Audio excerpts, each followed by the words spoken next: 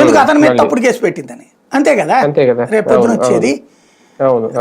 Overall గా రాబోయే రోజులు ఏం లేదండి, నాయకులు జైళ్లే, అధికారులు జైళ్లే, చివరికి మొత్తం అందరూ జైళ్ళు, పోలీస్ స్టేషన్లు, కోర్టులు, అంతే మన బతుకులు ఆంధ్రప్రదేశ్.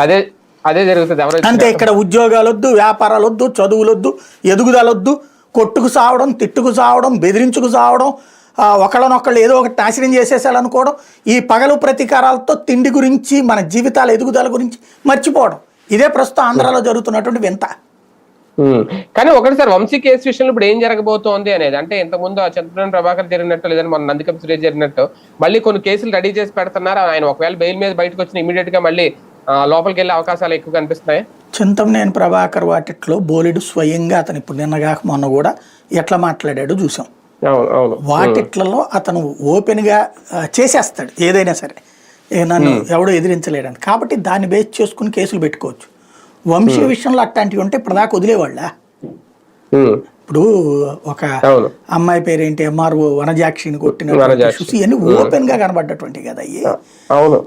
కాబట్టి అతని విషయంలో ఏమైనా చేయొచ్చు. వంశీ విషయంలో ఇట్లాంటివి చేయడానికి ఏమున్నాయి? అతను డబ్బులు పెట్టి నీళ్లు పట్టించాడు కాబట్టి నీళ్ళ దొంగతనం అని కేసు పెడతారా?